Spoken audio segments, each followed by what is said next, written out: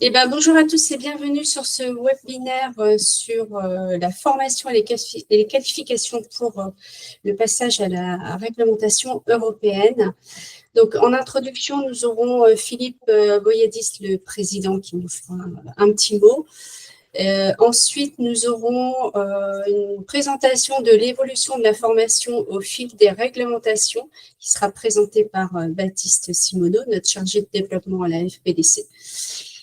Et pour compléter ce qu'il va nous dire, nous aurons donc Jean-Christophe Rocher, qui est le délégué formation de la FPDC, qui nous parlera des compétences du télépilote et de l'exploitant en réglementation européenne. Donc, je passe la main. Alors, pour avoir un webinaire plus fluide, nous vous demandons de couper les micros. Les questions et les réponses, les questions, vous pouvez les poser sur le chat. Vous pourrez les poser en direct à la fin des interventions. Voilà, on préfère tout regrouper les questions et réponses à la fin du webinaire après les intervenants. Je vous remercie, je vous souhaite un bon webinaire et à tout à l'heure. Bonjour à toutes et à tous, Philippe Boyadis, président de la FPDC, bienvenue également pour ce nouveau webinaire, dernier webinaire avant les fêtes, qui va porter sur la formation, la qualification et donc la compétence. La compétence, c'est évidemment pour la FPDC une priorité depuis toujours.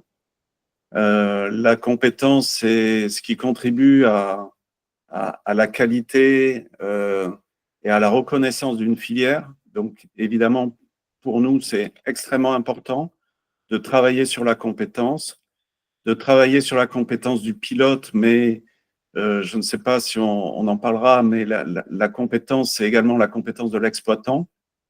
Et on verra qu'au niveau de la réglementation européenne, comme auparavant la réglementation française, il y a des aspects spécifiques pour la compétence du pilote et ses responsabilités, les responsabilités de l'exploitant. Alors, la compétence, elle permet certes d'être en conformité avec la réglementation, mais pas uniquement. Elle va permettre une opération efficace, rentable et qui répond à la demande client. Donc, ce qu'il faut voir, encore une fois, c'est quand vous partez en formation ou quand vous envoyez un salarié en formation, c'est l'espérance évidemment d'un gain derrière, pas uniquement celui d'être en conformité et de pouvoir réaliser une opération, mais également que cette opération, elle se fasse dans des conditions efficaces et efficientes pour vous. Ce qui se traduit d'ailleurs, cette efficience et ce niveau de compétence avec un niveau de facturation pour pouvoir facturer un certain niveau. Quand on vend de la prestation, il faut également afficher des compétences. Alors, le sujet de ce soir est le sujet majeur depuis, on va dire, quelques années et surtout cette année 2024, c'est se mettre en conformité avec la réglementation européenne. Alors, c'est vrai que quelquefois, quand on a des contacts avec certaines personnes, on le comprend de leur part un peu comme une contrainte.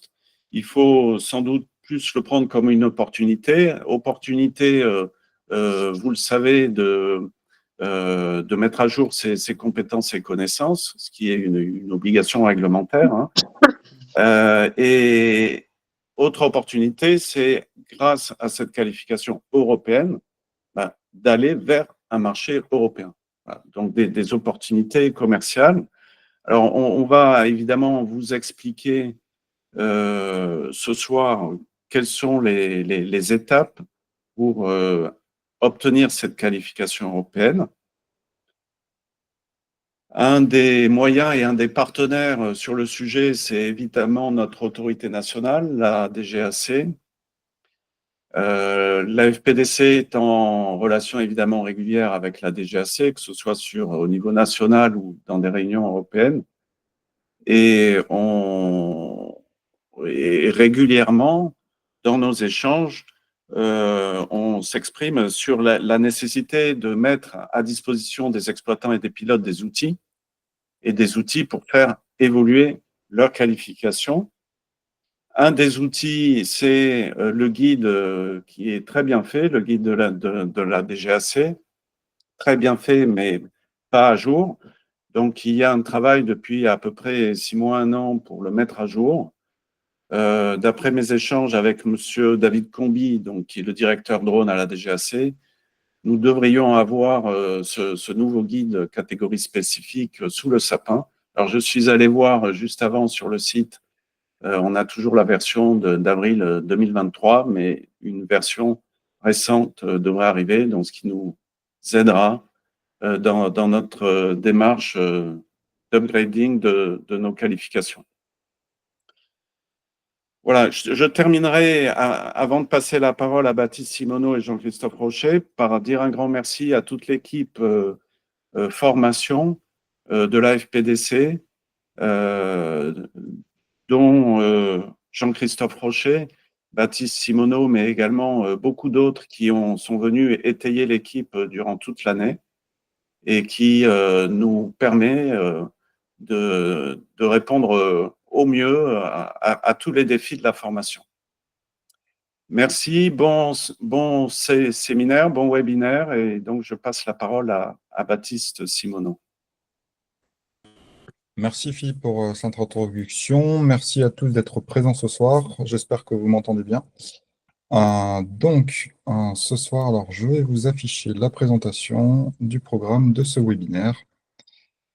Alors,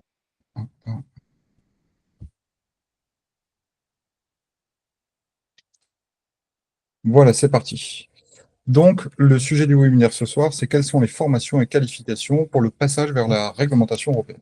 Alors, je me présente rapidement. Moi, je suis Baptiste Simoneau, donc je suis délégué en charge du développement de la fédération et je suis également dirigeant d'un centre de formation qui s'appelle Formadrone, basé à Montpellier. Donc, ce que l'on va voir dans ce webinaire, c'est les évolutions sur cette première partie de la formation de télépilotes de drone depuis l'origine jusqu'à aujourd'hui. Donc, je vous ai fait deux frises chronologiques. Une première qui est l'évolution de la réglementation française, avec donc une première date en 2012, l'apparition des scénarios standards nationaux, donc S1, S2, S3. Cette année-là, pour pouvoir piloter sur les standards nationaux, il fallait obtenir donc une qualification, un certificat théorique aéronautique, quel qu'il soit, c'est-à-dire ULM, planeur, PPL, peu importe, et déclarer une DNC, une déclaration de niveau de compétence, qui permettait donc de s'auto-déclarer en quelque sorte apte au pilotage de drone. Ça a été les premiers jalons, la première étape, la base d'une réglementation de drone, donc en France, mais aussi dans le monde. Ensuite est venu donc en 2018, avec l'arrêté formation, l'apparition donc d'un examen, un examen délivré donc par le ministère des Transports, donc sous l'égide de la DGAC, le certificat d'aptitude théorique de télépilote, donc le premier certificat de télépilote de drone, qui pouvait s'obtenir soit par conversion pour les télépilotes qui étaient déjà déclarés sur les standards nationaux, c'est-à-dire qui s'étaient auto-déclarés donc avec une DNC et en ayant obtenu un certificat aéronautique, ou bien en allant passer l'examen dans une salle d'examen Océane, donc un examen sous forme de QCM, donc sous le contrôle de la DGAC. Et apparu aussi cette même année, donc en plus, l'obtention d'une attestation pratique délivrée, cette fois non pas par le télépilote, mais par un exploitant donc, de drone en scénario nationaux. C'est-à-dire, donc ça a été la grande nouveauté, l'obligation donc d'avoir une attestation pratique, donc de formation du télépilote par l'exploitant qui exploite les drones. Cette même année aussi, on a vu apparaître donc le premier certificat pratique de la FPDC. Comme vous l'expliquait Philippe en introduction, la FPDC a toujours accompagné les centres de formation, donc il a permis de créer un certificat pratique pour encadrer et permettre donc d'harmoniser en quelque sorte les formations et surtout les contenus des formations de télépilotes de drone pratiques. Ce certificat est toujours en vigueur aujourd'hui et il est en cours de renouvellement pour 2025 pour être adapté justement au scénario européen. Quand on parle des scénarios européens, donc c'est l'apparition de la réglementation européenne qui est arrivée en 2019.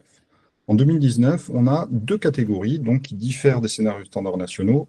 La catégorie Open, avec les sous-catégories A1, A2, A3, et la catégorie spécifique avec les scénarios standards spécifiques 0.1 et scénarios standards spécifiques 0.2. Pour diverses raisons de mise en place notamment à cause du Covid, il n'a pas été possible de mettre en place directement les certificats qui permettaient de piloter, télépiloter sur ces catégories. Donc, la première base est arrivée en 2021 avec la possibilité de passer un examen Open A1, A3, donc qui se passe toujours sur la plateforme Alpha Tango, donc qui est un examen gratuit et qui permet d'obtenir une attestation pour pouvoir piloter dans la sous-catégorie A1, A3. Cette même année est apparue aussi la possibilité d'obtenir la catégorie A2 avec le brevet d'aptitude de pilote à distance, donc le BAPD, qui s'obtenait uniquement par équivalence pour les personnes déjà détentrices d'un CATT, donc du fameux certificat théorique de télépilote. Donc, cette année-là, on pouvait obtenir l'Open A1-A3 en passant l'examen en ligne et obtenir le A2 par équivalence. Le A2 est arrivé bien plus tard, donc 2 ans plus tard, en 2023, avec le BAPD qui se passait là de nouveau sous un examen sous forme de QCM, mais cette fois-ci, non pas dans les salles Océane, mais sur une application en ligne, donc avec l'installation d'une application et un contrôle de l'examen à travers une caméra et des micros. Système toujours en place en vigueur. Il y avait eu donc une tentative de faire passer ces examens par des sociétés privées. Je crois que cette solution a été avortée. Aujourd'hui, on n'a plus que la possibilité de passer cet examen donc directement en ligne sur une plateforme de la DGAC. Arrive ensuite en 2024 donc le CATS qui permet de piloter pleinement sous le scénario européen, c'est-à-dire de piloter en STS 01 et en STS 02. Donc le CATS, c'est le certificat d'aptitude de télépilote spécifique. Il se passe de nouveau donc, dans une salle d'examen de la DGAC, donc dans les salles Océane. Et en plus de ça, on doit obtenir aussi une attestation spécifique par un exploitant, cette fois un exploitant qui exploite des drones au marquage CE, c'est-à-dire des drones de classe C5 pour le STS 01 et des drones de classe C6 pour le STS 02. Donc nous sommes exactement à ce niveau-là, dans cette période transitoire, où un télépilote a la possibilité de piloter donc, sur des scénarios standards nationaux ou des scénarios standards européens pleinement opérationnels. À savoir que le détenteur d'un CATS peut tout à fait piloter donc pour un exploitant national déclaré sur le scénario S1, S2, S3, à condition que celui-ci ait été déclaré avant le 1er janvier 2024.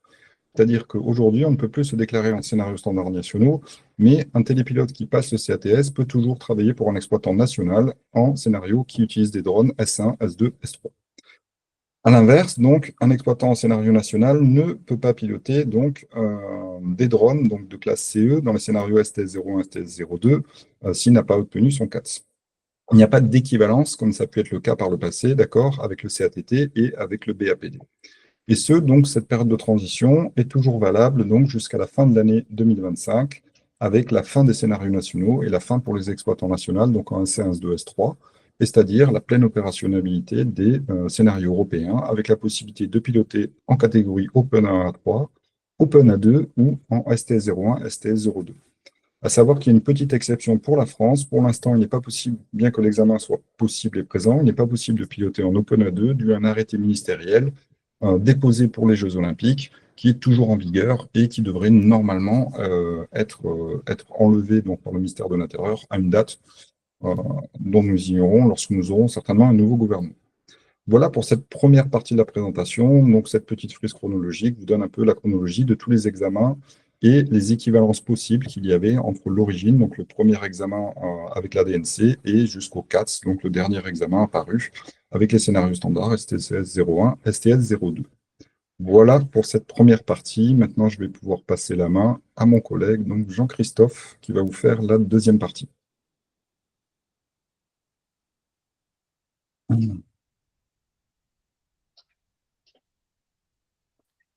Bonjour à tous, je ne sais pas si vous m'entendez. Alors, je vais vous partager la présentation. Voilà. Donc, je vais vous faire un petit point sur à la fois les compétences et puis les modes d'organisation de la formation.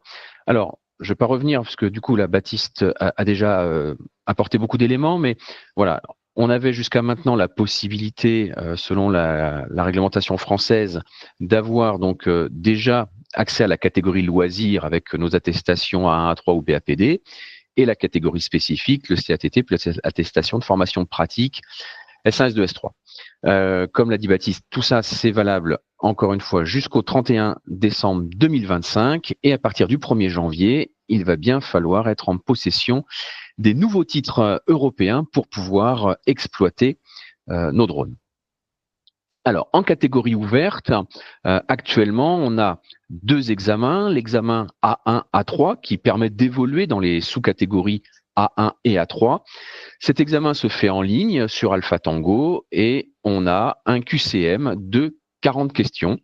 C'est gratuit. C'est une obligation légale de la part des autorités de contrôle de mettre à disposition ce premier niveau de formation et d'organiser ce QCM. Cet examen A1, A3, pour ceux qui l'ont passé, alors au tout début où il est apparu, du coup il n'avait pas de durée de validité particulière. Actuellement, quand vous le repassez ou quand vous le mettez à jour, cet examen, comme tous les nouveaux examens européens, contrairement à notre ancien CATT qui était soi-disant valable à vie, tous les examens européens ont aujourd'hui une durée de validité de 5 ans. Ensuite, pour pouvoir évoluer en sous-catégorie A2, il faut passer un examen complémentaire, qui est l'examen donc de la catégorie Open A2, et déclarer une formation pratique ou auto-formation, puisque c'est le terme qui est employé dans la réglementation et qui est donc permis, auto-formation réalisée dans les conditions de la sous-catégorie A3. Cet examen complémentaire A2 se fait via une inscription au travers de la plateforme Alpha Tango. Il se fait soit en ligne, soit en centre agréé, mais pas en centre, je dirais, en salle Océane, en centre agréé qui sont au nombre de 25 et quelques et qui sont des centres qui aujourd'hui font passer aussi des codes de la route. Il vous en coûtera du coup 30 € et vous permettra donc de passer un QCM de 30 questions et c'est pareil, cet examen A2 sera valable 5 ans. L'ensemble des 2 examens, A1, A3, qui est de toute façon le prérequis obligatoire à tous les autres examens, plus l'examen A2, plus la déclaration de formation pratique, donne le BAPD, donc brevet d'aptitude de pilote à distance. Donc ça, c'est pour la catégorie ouverte. En catégorie spécifique, il faut aujourd'hui, pour pouvoir évoluer dans les 2 scénarios standards actuellement existants, il faut passer l'examen du CATS. Cet examen, aujourd'hui, est un examen de 40 questions, toujours pareil, sous forme de QCM et inscription, comme c'était le cas pour ceux qui l'ont connu pour le CATT, inscription via le portail Océane et moyennant aussi un prix de 30 €. Cette formation et donc la formation, comme pour le A2, pour le CATS, la formation n'est pas disponible directement via les plateformes de la DGAC.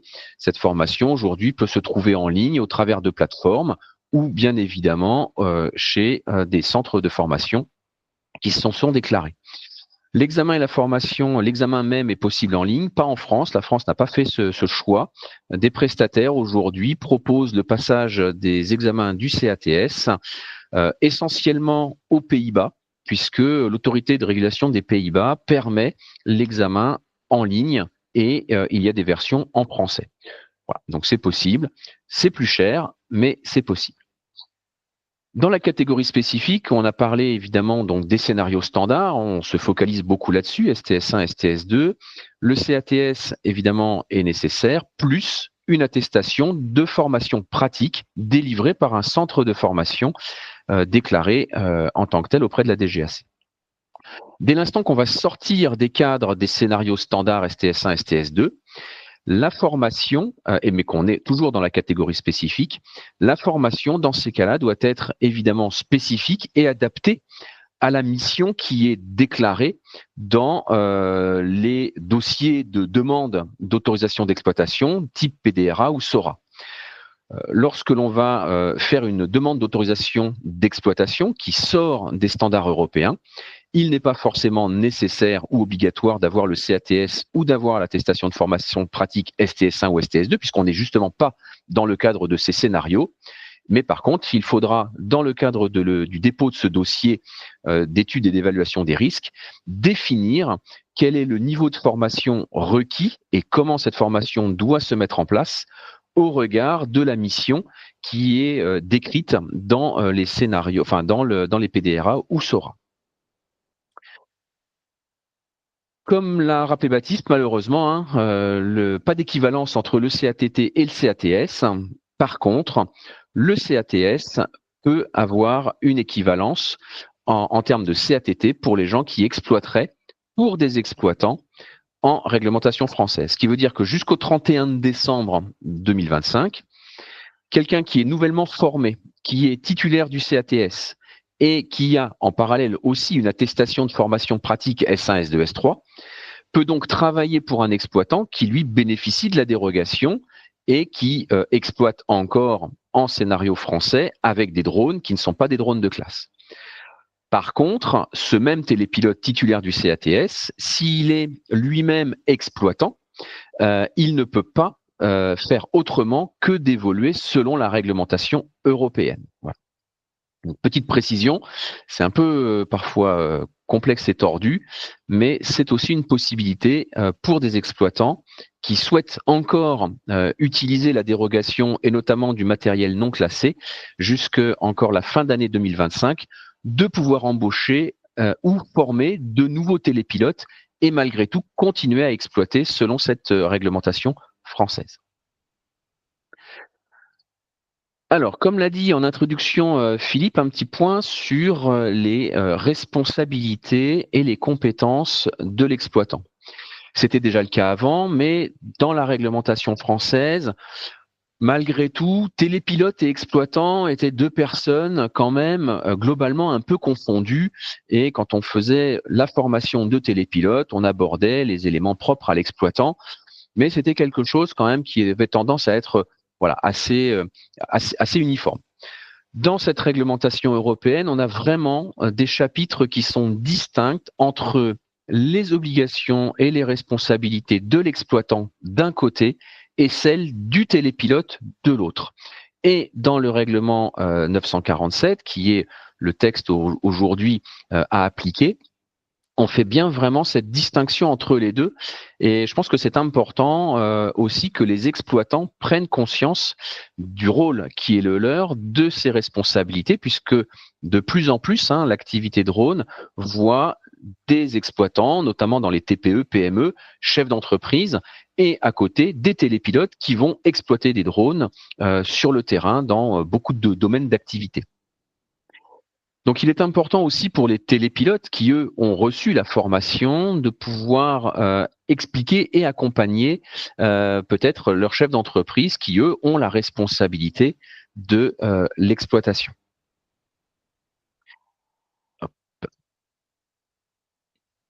Je vous ai rappelé quelques grandes lignes. J'ai rien inventé, tout est écrit. Il suffit aujourd'hui d'aller télécharger le règlement 2019-947 sur le site de l'Union européenne pour pouvoir lire. C'est malgré tout assez facile d'accès entre guillemets, mais c'est assez compréhensible.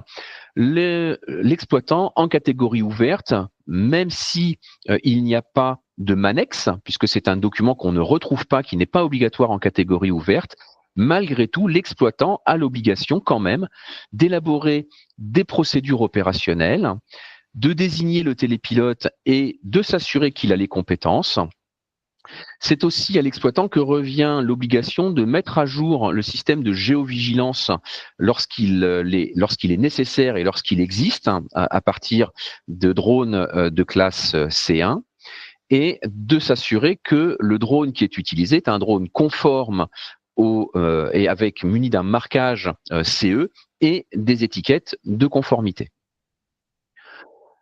Dans la catégorie spécifique, du coup, en plus de celles qui sont déjà obligatoires dans la catégorie ouverte, l'exploitant a l'obligation soit d'enregistrer une déclaration d'exploitation, puisque lorsqu'on va travailler en scénario standard, on n'est pas sous le régime de l'autorisation d'exploitation, mais simplement d'une déclaration. Et en France, ça se fait au travers du portail Alpha Tango, comme on avait en catégorie spécifique avant. Eh bien, de la même façon, dès l'instant qu'on souhaite opérer en scénario standard, on fait une déclaration sur Alpha Tango d'exploitation. soit, si on ne rentre pas dans le cadre des scénarios standards, évidemment, à chaque fois, d'obtenir une autorisation d'exploitation au travers du dépôt de dossiers de type PDRA ou SORA. L'exploitant en catégorie spécifique a cette fois-ci l'obligation de rédiger un MANEX et un ERP, Emergency Response Plan. Ce sont des documents, ce sont des choses qui apparaissent aujourd'hui, qui sont nouvelles, notamment aussi dans la constitution du MANEX. Il est beaucoup plus étoffé et c'est pareil, le contenu du MANEX est parfaitement décrit dans ce qu'il doit le constituer dans le règlement, dans les annexes du règlement du coup 947. L'exploitant doit également élaborer les procédures opérationnelles qui garantissent la sécurité, d'où l'apparition de ce nouveau document ERP. Il élabore également aussi les procédures pour garantir le RGPD. Il désigne le télépilote, il s'assure des compétences, il met aussi à jour les informations du système de géovigilance. Et puis il a des choses qui existaient déjà, mais qui aujourd'hui sont clairement explicitées. Notamment, il doit former l'ensemble du personnel qui est essentiel à l'exploitation, qui sont autres que le télépilote. Dans la réglementation, on voit apparaître des nouveaux intervenants, comme l'observateur d'aéronefs télépilotés, comme l'observateur de l'espace aérien, comme le personnel chargé de l'entretien. Tous ces personnels sont clairement définis avec des rôles, avec des missions, et il revient aussi à l'exploitant de former ces personnels. Et puis, il doit tenir à jour des registres, même si c'était déjà le cas. Les choses sont beaucoup plus décrites dans cette nouvelle réglementation, notamment tenir à jour des registres sur les formations qualifications des télépilotes, tenir un registre des télépilotes avec une durée légale. Aujourd'hui, tous ces registres doivent être conservés 3 ans après soit le départ d'un télépilote ou d'un personnel, soit après la fin des activités. Donc, c'est quand même assez contraignant.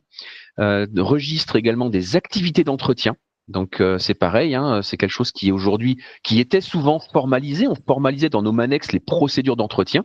Aujourd'hui, il est clairement décrit qu'il faut tenir à jour un registre qui définit tout ça et qu'il faut conserver 3 ans après la fin de l'exploitation d'un UAS. Donc, un UAS est HS, il sort de votre flotte. Il faudra conserver tous ces justificatifs 3 ans après.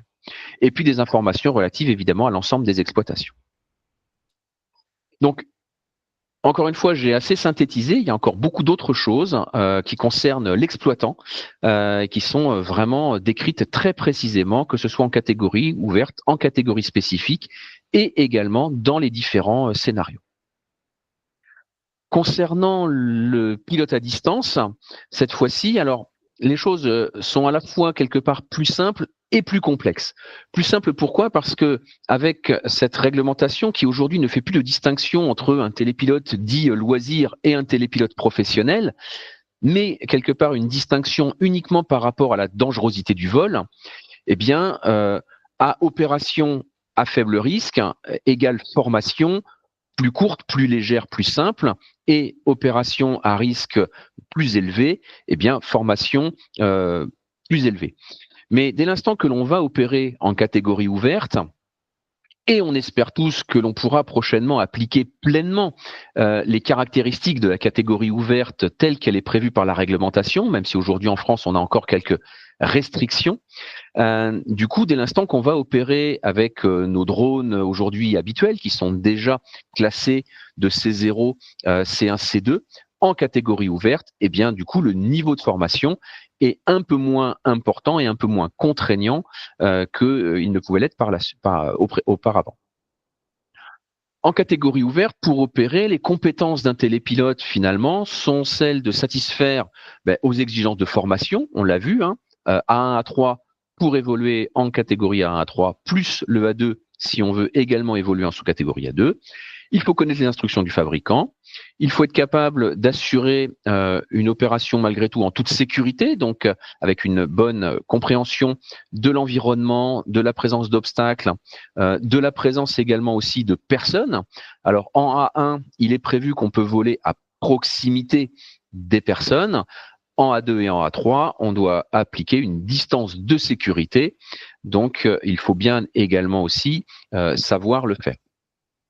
On rappelle, bon, classique, qu'il ne faut pas être sous l'emprise d'alcool ou de substances psychotropes. Au passage, je rappelle que bien qu'on soit régi par le règlement 2019-947 qui fait part de cette phrase, on est quand même, en tant qu'utilisateur de l'espace aérien, tous soumis aux règles de l'air et comme tout pilote, le degré d'alcool est de 0 et voire même l'interdiction de consommer de l'alcool 12 heures avant le vol s'applique aussi aux pilotes à distance. Respecter les zones géographiques, les limites d'exploitation qui sont définies par la catégorie ouverte, respecter les procédures de l'exploitant, puisque l'exploitant doit mettre en œuvre des procédures, et bien sûr, un rappel, ne pas voler dans les zones où il y a des opérations de secours qui sont en place, au risque d'avoir des conflits avec notamment les aéronefs qui pourraient être présents, et pour ne pas non plus gêner les opérations de secours. Et il peut être assisté d'un observateur d'aéronef télépiloté qui est, encore une fois, une personne qu'on connaissait un petit peu avant, notamment pour les gens qui font du FPV, puisqu'on pouvait faire du FPV, ne plus avoir le drone à vue, mais que ce drone soit surveillé par quelqu'un qui avait le titre de télépilote à côté.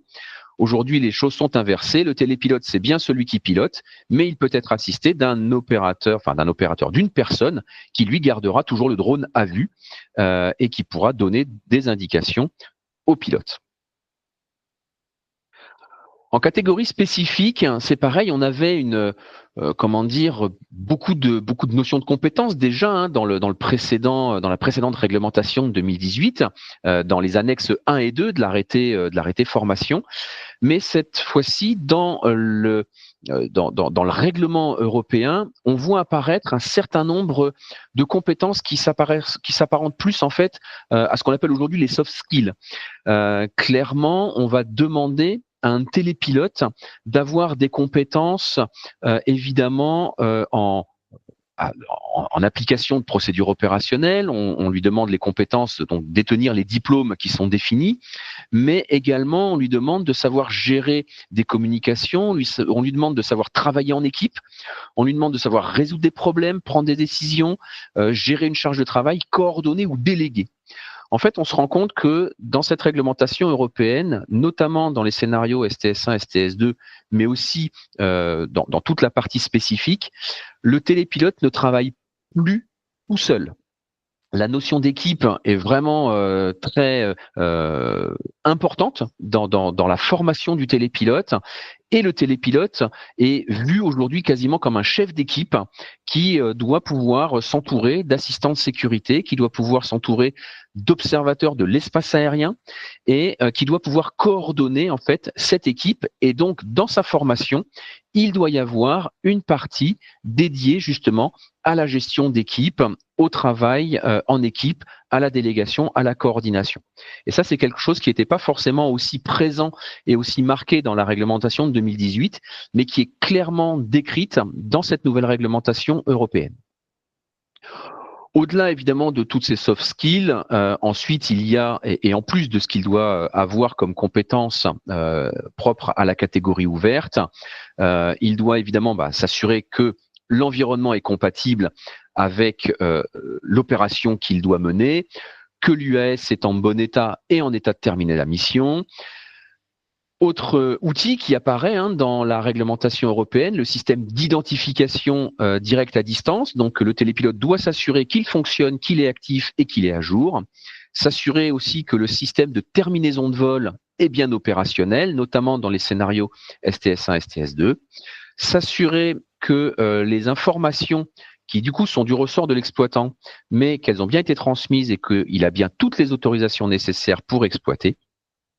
Respecter les limites d'exploitation, bien sûr, et il a l'obligation d'interrompre le vol dès l'instant qu'il considère qu'il y a un risque pour soit les autres aéronefs, ou du moins tout ce qui peut graviter autour de son opération.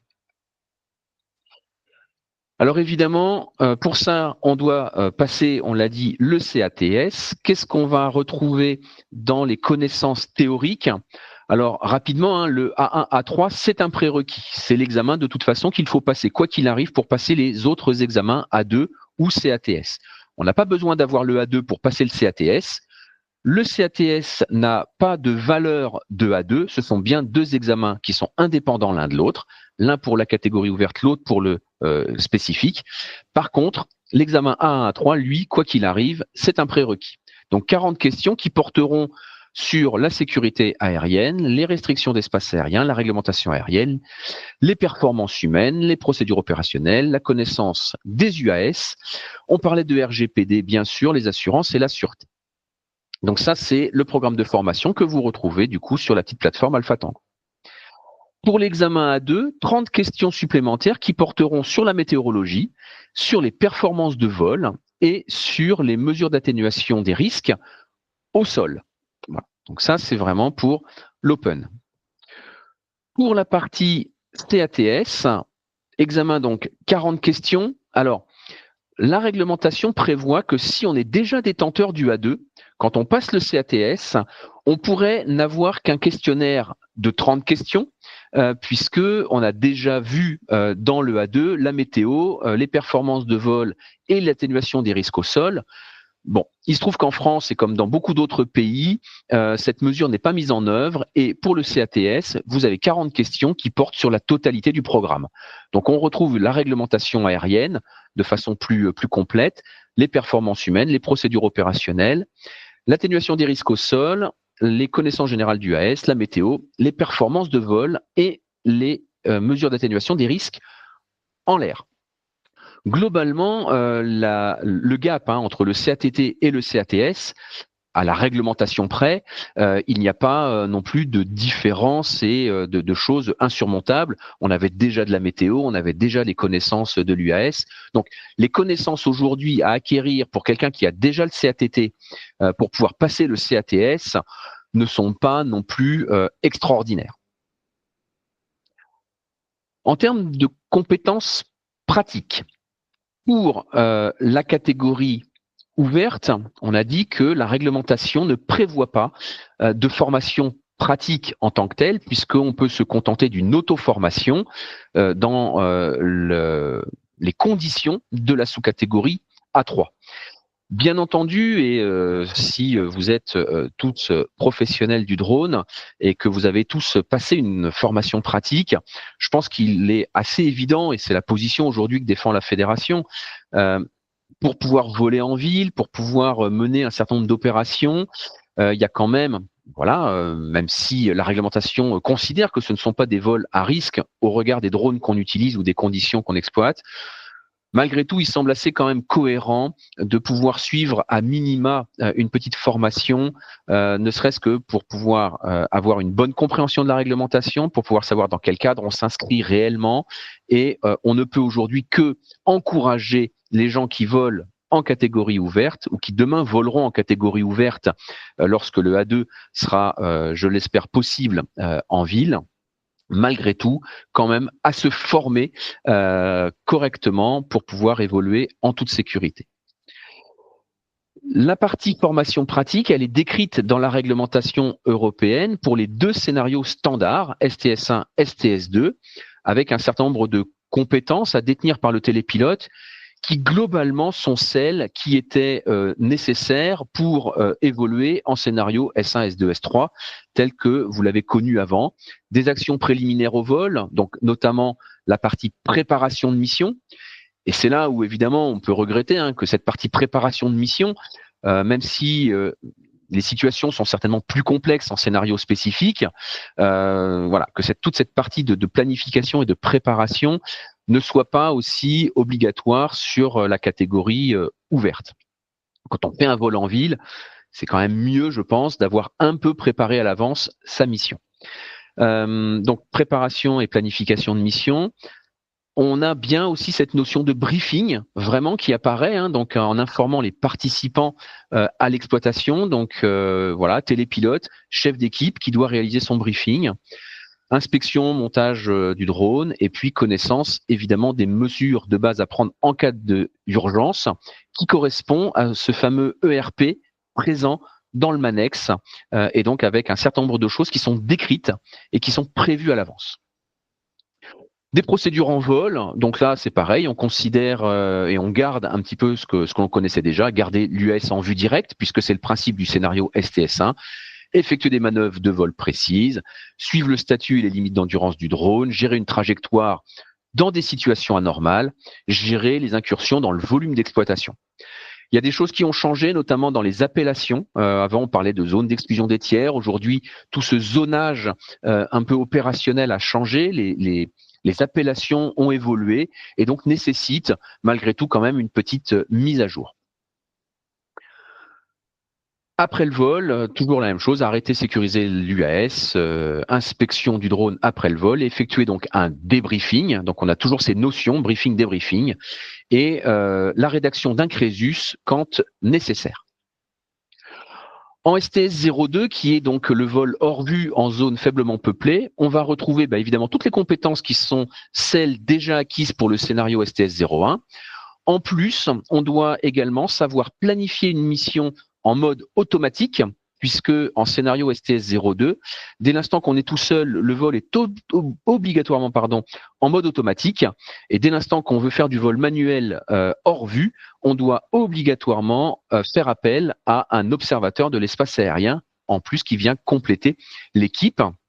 Donc on doit être capable de balayer l'espace aérien, capable d'utiliser justement ces fameux observateurs de l'espace aérien, bien les placer, bien communiquer avec eux, leur donner les bonnes missions et être en capacité de résoudre des conflits et donc acquérir une phraséologie, acquérir des moyens de coordination et de communication avec ces observateurs de l'espace aérien.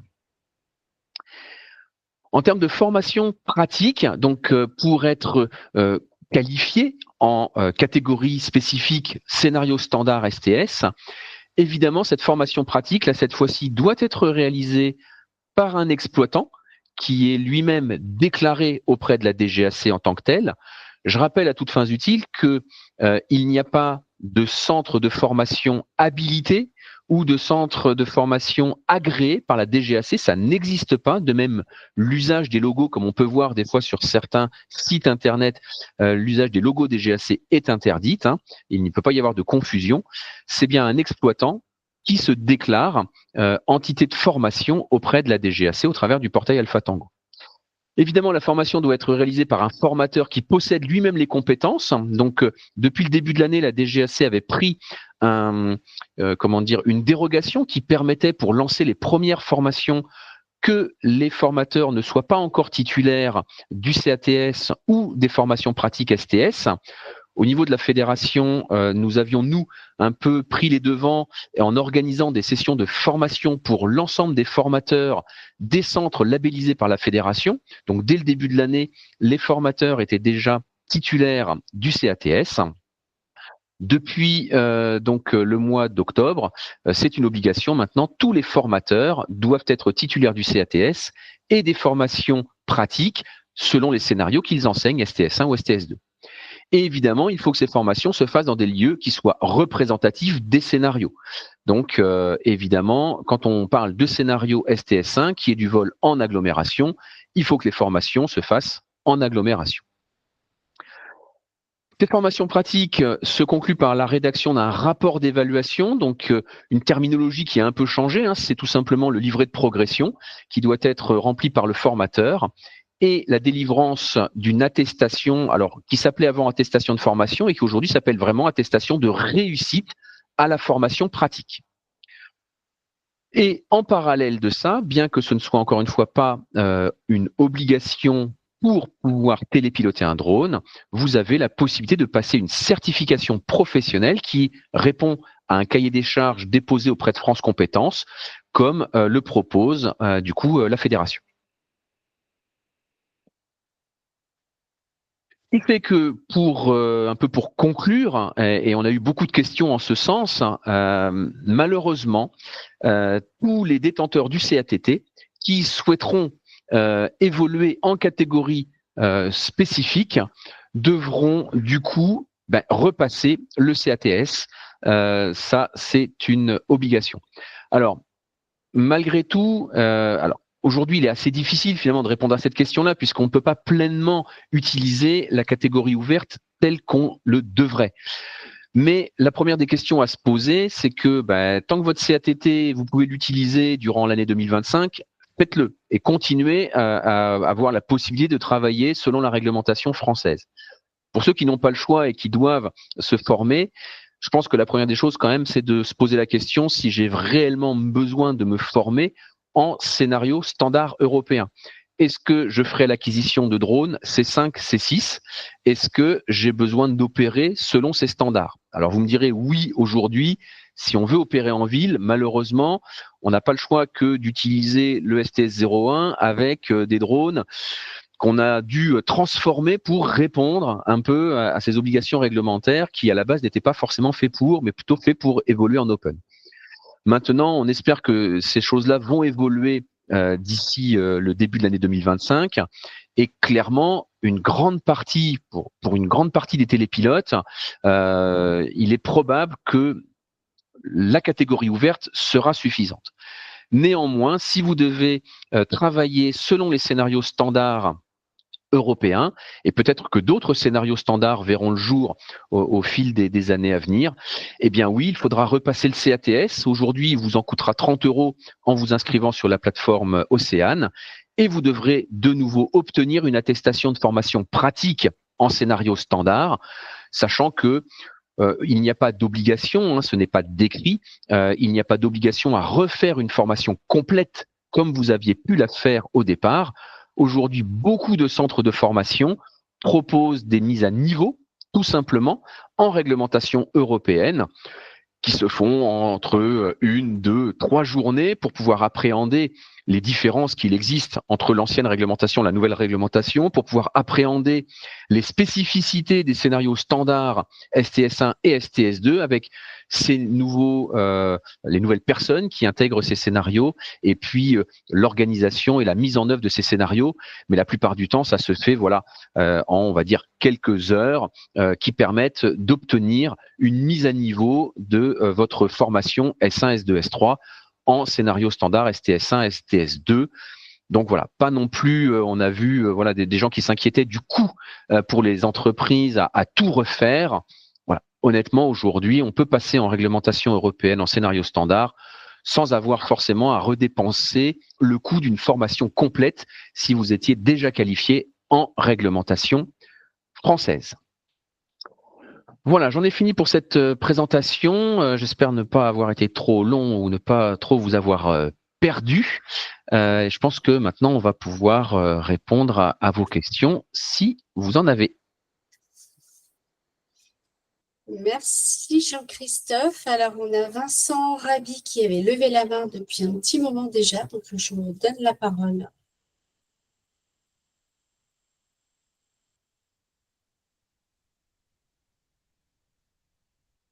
Monsieur Rabi, vous pouvez intervenir. Excusez-moi, c'était une erreur. Ah d'accord, vous n'aviez pas levé la main. Très bien. Non, excusez-moi. Il n'y a pas de souci. Je passe la main du coup à Mathieu Linares. Oui, bonjour, vous m'entendez? Oui, très bien. Ok, très bien. Voilà, moi, je suis dans une situation un peu particulière. J'utilise essentiellement des petits drones. Et typiquement, j'ai un DJI R3 avec le nécessaire pour qu'il soit homologué S2. Je n'ai rien contre repasser des formations, me mettre à jour sur les formations, etc. Mais typiquement, si je veux faire de la prise de vue aérienne, ce que je fais assez régulièrement, en agglomération, avec les nouveaux scénarios européens, je suis coincé parce que je ne peux pas, visiblement, utiliser mon drone. Je suis obligé d'avoir un drone plus gros, plus lourd, plus cher, et j'ai du mal à comprendre le phénomène, en fait, parce que pour moi, au départ, la réglementation européenne était basée sur la dangerosité évoquée, enfin la dangerosité de la mission. Et là, je suis avec un petit drone léger qui a le coupe-circuit qui correspond à toutes les catégories, mais comme il n'a pas la bonne classe, même si je passe la formation CATS avec la formation pratique, je vais être obligé d'acheter un nouveau drone. Et je vous avoue que ça me gêne un peu.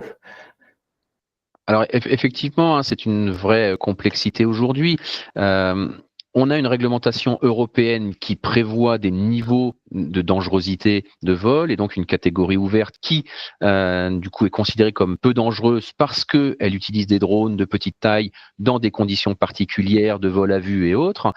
Bon, cette catégorie open aujourd'hui n'est pas pleinement applicable en France. Voilà. Alors c'est pas propre à la France. D'autres pays ont fait aussi ce choix, hein, mais en ville, notamment en agglomération dans l'espace public, l'arrêté de 2020, qui est toujours en vigueur et qui interdisait en 2020 l'usage de la catégorie ouverte en ville, est toujours en vigueur. Et donc malheureusement, pour l'instant, tant qu'il ne sera pas modifié, il n'y a pas d'autre solution que de passer par soit le S3, si vous avez encore la possibilité de le faire durant l'année 2025, et après 2025, si les choses n'ont pas évolué, ce que l'on n'espère pas, le STS 01. Alors c'est effectivement totalement incongru puisque un télépilote formé en CATS, formé complètement, peut faire voler un drone de 25 kg en ville. Ce même télépilote ne peut pas faire voler aujourd'hui un drone de 249 grammes. Voilà. Oh. C'est effectivement une des particularités de cet arrêté qui n'a pas encore été mis à jour et qui pose effectivement question. Petite précision sur ce point, c'est tout le paradoxe des réglementations européennes. Aujourd'hui, la réglementation européenne est éditée par on dirait le ministère des Transports, hein, enfin, je veux dire l'équivalent au niveau européen. Cet arrêté qui interdit de voler en catégorie open, c'est un arrêté qui a été émis par la Sûreté nationale, c'est le ministère de l'Intérieur. Donc ça n'a rien à voir, c'est comme si le préfet interdisait demain de voler en drone dans votre ville, par exemple. Donc on est vraiment dans la complexité et le paradoxe de la réglementation européenne. Alors, avec la Fédé, évidemment, on milite pour faire bouger cet arrêté espace et pouvoir autoriser à voler en catégorie open pleinement. Il faut savoir que les discussions ont repris donc, avec la DGAC, mais qui n'a absolument pas le pouvoir de faire lever cet arrêté. Ça ne dépend pas de son ministère, puisque ça dépend du ministère de l'Intérieur. La DGAC, c'est le ministère des Transports. Et actuellement, il n'y a plus de ministre de l'Intérieur. Donc, c'est un peu compliqué. Mais à savoir que juste avant la démission du gouvernement, les discussions avaient repris entre la DGAC et le ministère de l'Intérieur pour savoir qu'est-ce qu'il en était de cet arrêté espace. Je ne vous cache pas que là, les délais risquent d'être allongés. On espère tous pouvoir faire lever cet arrêté en 2025. Pour l'instant, effectivement, si vous êtes en scénario national, privilégiez, comme le disait Jean-Christophe, les scénarios nationaux au maximum pour pouvoir voler justement avec des drones qui ne sont pas dans les catégories Open A2. Merci beaucoup. Alors, je vais prendre une question qui est sur le chat avant de donner la main aux personnes qui ont levé. Je suis télépilote formé commanditaire de prestations drone lorsque la compétence nécessaire est trop spécifique, uniquement pour des prises de vue. Si je ne repasse pas de formation, quelles seront précisément mes possibilités de vol au 1-1-2026 avec un drone inférieur à 250 grammes, possibilité de demande de dérogation en zone non urbaine, aérodrome notamment, mais aussi zone militaire.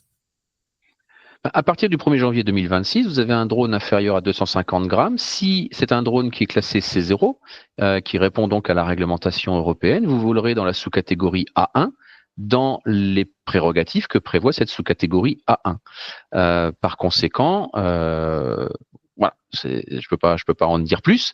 Donc, si encore une fois aujourd'hui la catégorie A1 ou A2 ou A3 finalement c'est un peu la même chose puisque tout est interdit. Donc, à part voler au milieu des champs, on peut pas forcément faire grand chose en open tout court.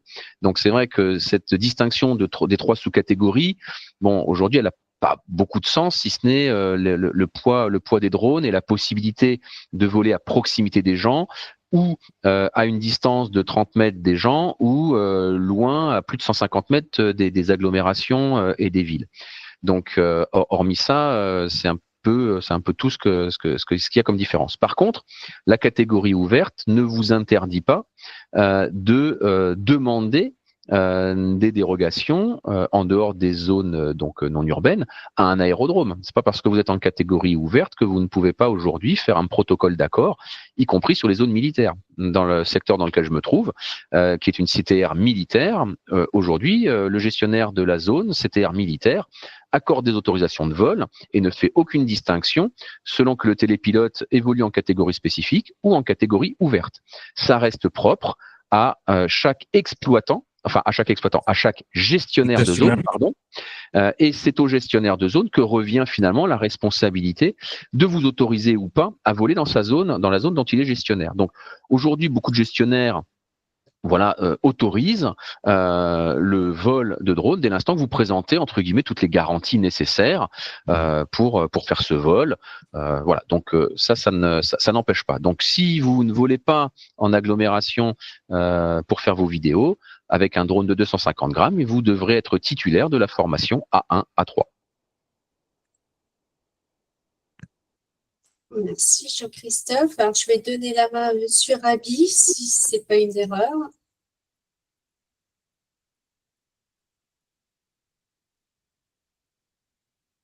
Monsieur Rabi. Alors, excusez-moi, oui. Non. Ah, voilà. Excusez-moi, je ne l'avais pas rangé depuis tout à l'heure. D'accord, c'était resté. Ok, bon, je vous dérange pas plus. Voilà. C'est bon, cette fois, je l'ai enlevé. Excusez-moi. Okay. Monsieur Yann Scharfling, s'il vous plaît.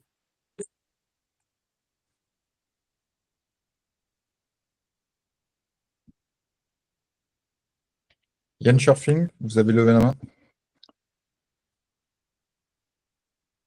Ça doit être une erreur aussi. Bon. On va pouvoir passer au suivant. Michel Jovard. Oui, bonsoir. Vous m'entendez là? Oui. Oui, bonsoir. Oui. Bonsoir. Voilà, donc moi aussi j'ai un statut, je dirais, un petit peu particulier. Je suis artiste de beach art, artiste de plage. Donc je suis aussi télépilote pro. J'ai passé mon CATT en 2019. J'ai actuellement un Mavic 2 Pro dont il faudra que je me sépare malheureusement. Vu qu'il n'est pas classé, il ne sera certainement pas. Alors ma question était, moi, savoir sous quel statut je vais pouvoir évoluer, quoi. Parce que moi, je pense que le vol dans l'espace public, c'est pas les agglomérations. Alors, je m'oriente très probablement vers un R3S, très probablement. Et donc, c'est vrai que c'est un petit peu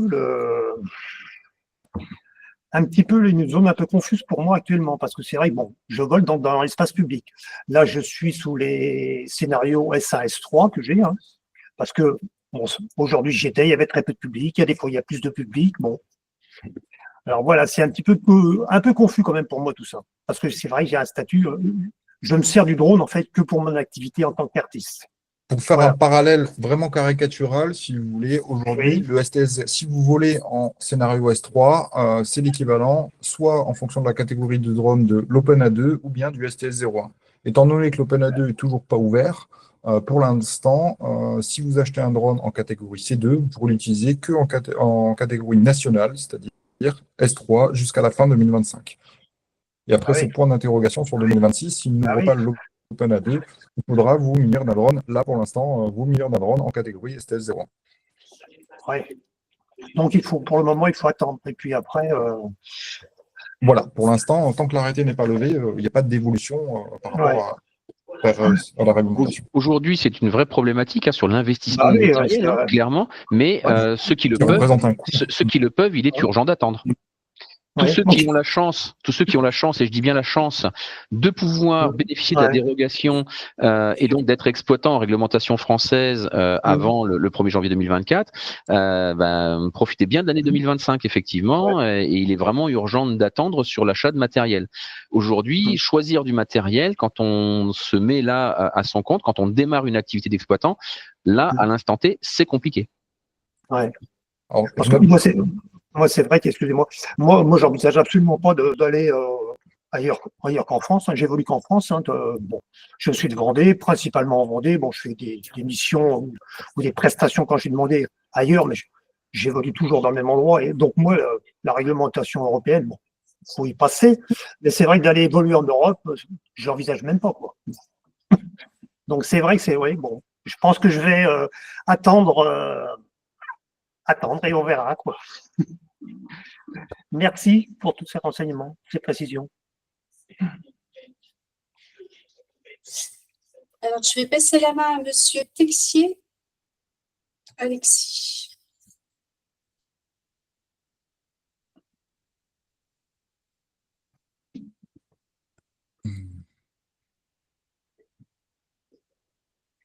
Je crois qu'il a posé cette question dans le chat. Non, moi, c'est Scharfling. Oui, alors oui, du coup, vous avez… Oui, ok, moi, je vous laisse… J'ai un problème pour mettre le micro en route. Ok. Ouais, bonjour à tous. Voilà, moi j'ai un Matrice 300 et bientôt je fais du démoussage, de l'inspection technique, de l'inspection thermique avec. Et là, je me pose la question à savoir, c'est que fin 2025, mon drone, je vais être obligé de le jeter parce que je ne pourrai plus travailler avec. Alors le jeter, pas Donc, forcément. est-ce qu'il va y avoir une évolution dans ce sens-là, quoi? Le jeter, pas forcément. Vous avez aujourd'hui, effectivement, c'est une vraie question, hein, et des gens comme vous ont fait des investissements d'ailleurs assez récemment. Tous les drones qui ne sont pas des drones de classe pourront continuer à être utilisés dans les seules conditions de la sous-catégorie A3. Donc ça réglera vraisemblablement pas votre problème, notamment pour du démoussage de toiture ou autre. Ça, c'est une certitude. Mais en tout cas, les drones non classés pourront continuer quand même malgré tout à être utilisés, même si c'est de façon extrêmement restreinte. Et il existe pour certaines opérations, et quand on a investi dans ce type de matériel, ça peut aussi être quand même, ça peut valoir le coup, mais il est prévu dans la réglementation européenne, donc on a parlé des scénarios standards, il y a les autorisations d'exploitation, et notamment celles qui se font au travers de dossiers, alors entre guillemets, simplifiés, on va pas dire simplifiés, mais en tout cas pré-mâchés, qui sont les PDRA, et il existe un PDRA S01 qui permet d'utiliser dans les conditions de la catégorie, enfin du scénario standard STS1, d'utiliser des drones qui ne sont pas des drones de classe. Alors évidemment, ça a quand même l'inconvénient d'être obligé de monter un dossier PDRA pour chaque opération, donc c'est fastidieux, laborieux, mais dans certains cas de figure, et en fonction de l'investissement qu'on a fait, bon, ça peut valoir le coup quand même de passer par cette possibilité du PDRA pour continuer à utiliser certains drones très spécifiques qui ne sont pas des drones de classe et qui ne le deviendront jamais. Alors, faut pas dire jamais ou faut jamais dire jamais, mais a priori, voilà, aujourd'hui, DJI et les fabricants ou les revendeurs autour n'ont pas forcément prévu de moyens d'homologuer un Matrice 300 en STS1, quoi, pour le faire. Ah non, parce que comme ils ont sorti le 350, moi j'ai fait des courriers à des GI, Voilà. là, ils me disent achetez le 350, quoi. C'est ça. C'est ça. Les Quand on investit une certaine somme, moi, je suis une petite entreprise, je suis tout seul. Et La fédération, et d'ailleurs toutes les fédérations européennes, ont fait un sondage à ce niveau-là, au niveau européen, que vous pourrez retrouver sur le site de la Fédé. Je ne sais pas s'il est déjà en ligne, Jacqueline. C'était lors du groupe de travail sécurité initié avec la DGAC. On avait présenté donc ce rapport justement sur le plus gros impact de la réglementation européenne au niveau des exploitants. Et c'était l'un des arguments majeurs, le coût pour justement les machines importantes qui ne sont plus homologuées. Alors effectivement, il y a cette solution de PDRA, mais qui reste assez fastidieuse. Au niveau des délais, en tout cas en France, c'est difficilement opérationnel. Il faut savoir que entre le dépôt d'une PDRA et l'autorisation d'exploitation, on peut compter des délais qui normalement étaient d'1 mois, qui peuvent aller jusqu'à 3 mois, et qui les rendent très difficiles pour chaque opération, et qui les rendent impossible de travailler. Impossible de travailler ou difficilement exploitable. C'est impossible de travailler avec, parce que déjà, rien que les militaires, il nous faut déjà pratiquement 5 jours, voire une bonne semaine. Donc, si en plus on est obligé de faire des PDRA, alors là, on s'en sort plus, quoi. 3 mois avant, la météo, c'est quoi 3 mois avant? C'est là, enfin bon, moi, je suis en train de me poser la question si à la fin de l'année prochaine, je ne te pose pas le bilan, quoi. C'est l'impact, effectivement, le plus majeur qui est ressorti de ce sondage. Est-ce qu'il y aura des évolutions? Alors, il y a des évolutions sur les scénarios européens qui sont en cours, notamment à l'époque, il y avait le scénario S4 qui avait été éliminé en France sur les vols hors vue longue distance. C'est un des sujets qui est sur la table aujourd'hui au niveau européen. Ce sujet-là, est-ce que notre enquête aura fait peut-être raisonner et voir s'il y a des dispositifs ou des dispositions qui pourront être mises en place par rapport justement des drones sur les drones non classés? Il existe aujourd'hui des dispositions, par exemple, pour les drones de plus de 25 kg qui sortent des catégories des scénarios standards.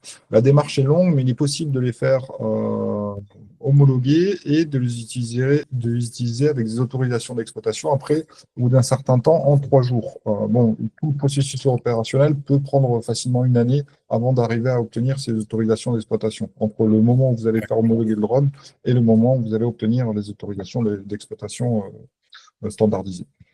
Voilà les solutions qui existent aujourd'hui.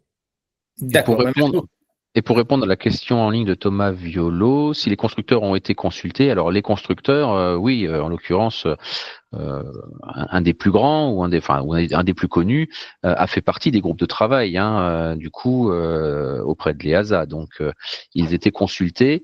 Effectivement, par contre, ce qu'il faut aussi comprendre, et si on a l'impression d'être pris au dépourvu ou d'être pris de court, notamment sur ces drones de classe C5, C6, c'est qu'il y a quand même quelque chose qu'il faut rappeler et mettre en avant. Autant les normes qui définissent les drones sur les classes C0, C1, C2 sont connues et existent depuis déjà un petit peu de temps, ce qui a permis aux constructeurs de pouvoir mettre sur le marché les drones de classe. Autant pour les normes qui régissent les drones de classe C5, C6, il faut quand même savoir qu'aujourd'hui, ces normes-là ne sont pas encore écrites de façon définitive. On est toujours sur des normes un peu en preview qui sont écrites, qui sont déjà appliquées, qui sont applicables, mais qui ne sont malgré tout pas encore gravées dans le marbre et qui ne sont pas encore passées définitivement en commission pour être validées comme étant une norme européenne. D'où la frilosité aussi des fabricants à aller investir beaucoup d'argent pour fabriquer des drones qui répondent à des normes qui ne sont pas encore stabilisées. Donc ça explique clairement pourquoi aujourd'hui pourquoi on a encore si peu de drones de classe C5, C6.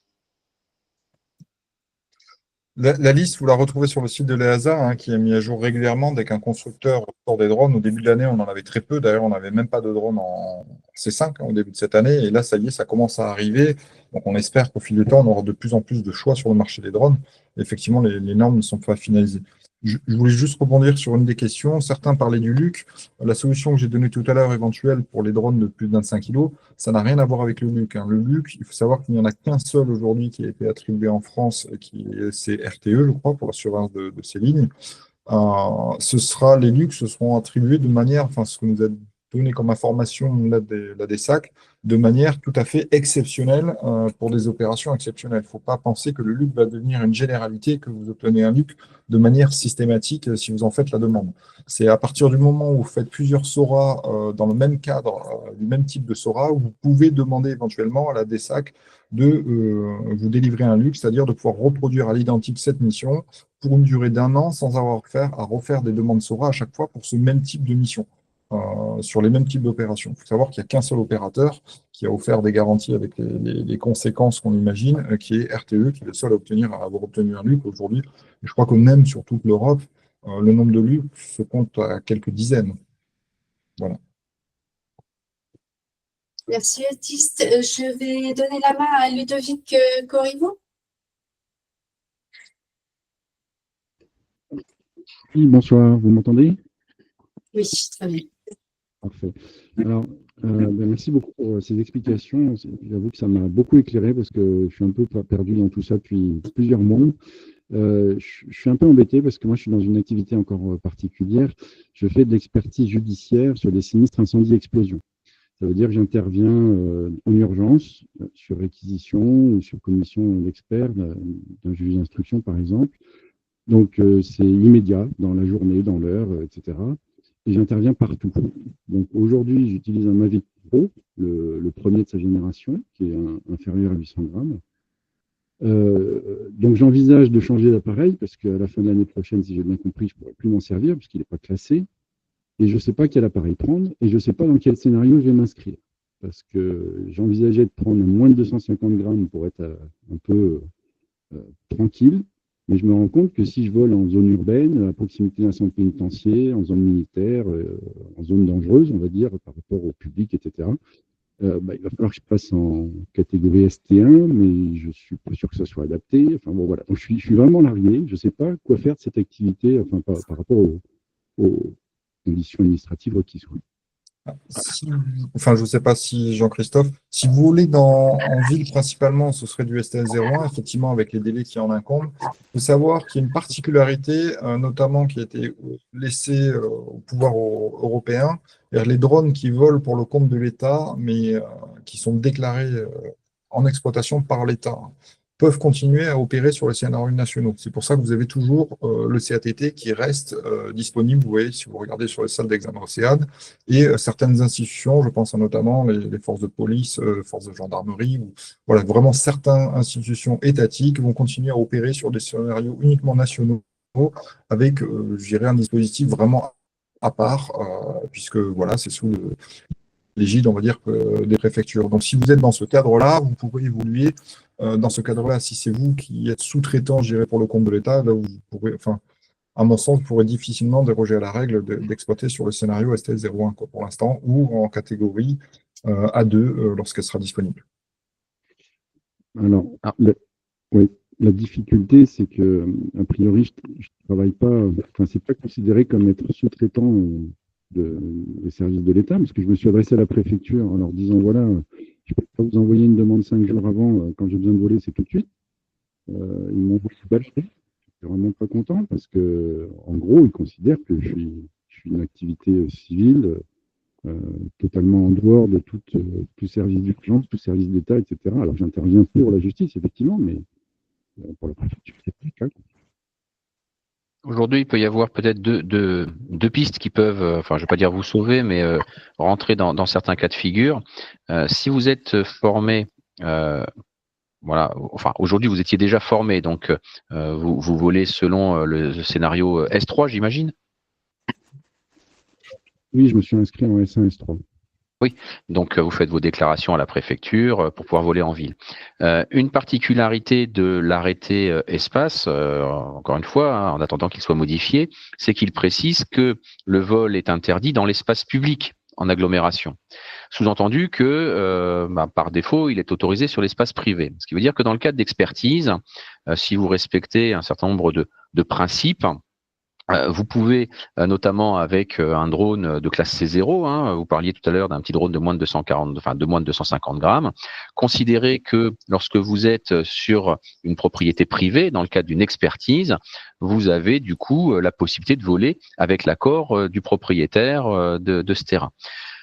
Malgré tout, quand même, une particularité, c'est qu'il faut évidemment prendre en compte l'espace aérien et vérifier que vous avez aussi les autorisations nécessaires pour voler dans l'espace aérien qui est considéré. Si vous volez en ville, mais à proximité d'une hélistation, d'un aérodrome, même si vous êtes sur l'espace public, même si vous êtes sur l'espace privé, et que potentiellement vous auriez la possibilité de voler en catégorie ouverte avec un drone de moins de 250 grammes, ça ne vous exonère pas de toute façon d'avoir aussi toutes les autorisations nécessaires qui sont liées à l'espace aérien et au gestionnaire de zone. Mais ça peut être aussi, en attendant mieux, une piste qui peut être explorée. Maintenant, attention, de pouvoir voler sur un espace privé.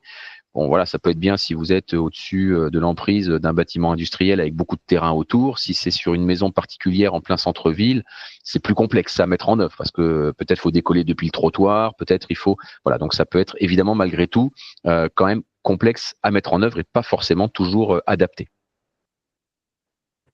Oui, les situations les plus complexes que j'ai rencontrées, c'est en ville, au-dessus d'immeubles, dans des vieux centres-villes par exemple, où là, je suis obligé de faire arrêter la circulation par les gendarmes ou la police, arrêter la circulation des piétons, des véhicules, faire évacuer une zone. Parfois, je suis à la proximité d'un centre pénitentiaire, bon, je force le décollage quand même. Enfin, voilà, c'est des situations un petit peu particulières. Je ne suis pas forcément dans l'espace privé. Je peux survoler l'espace public. Et voilà, c'est toute la difficulté. Aujourd'hui, il n'y a pas d'autre solution que soit l'arrêté espace concernant l'open est modifié. Alors attention, hein, c'est pareil quand on parle aussi de modification de l'arrêté espace.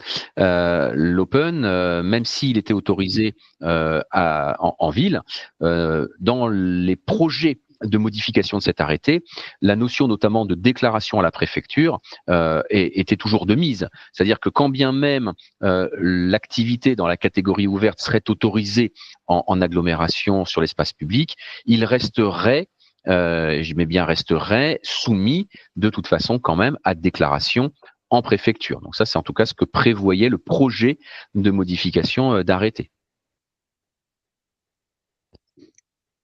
Très bien, merci beaucoup. Merci Jean-Christophe. Alors, je ne sais pas si je suis dans l'ordre, hein, je prends dans l'ordre que ça s'affiche. Monsieur Pierreschi, je ne veux pas dire On démarre mal, hein? Pardon, Bonsoir, je vais bonsoir dire à tous. Gilles, voilà. Vous m'entendez bien? Oui. Oui. Bien. Alors moi, je suis un petit peu l'exception de toutes ces personnes qui parlent et qui sont des professionnels, puisque moi, je suis un utilisateur en loisir, on va dire. Mais j'ai tenu quand même à me former. Donc, j'ai bien sûr passé l'examen A1, A3 sur Alpha Tango. Et puis, j'ai également, via mon compte CPF, fait une formation auprès d'un organisme de formation au mois de février dernier. Donc, c'est une formation sur une semaine avec les scénarios opérationnels S1, SE2, S3 et bien sûr catégorie ouverte A1, A2, A3. Donc, à la suite de ça, ben, évidemment, j'ai également la certification télépilote professionnel de drone que la fédération a bien voulu me délivrer.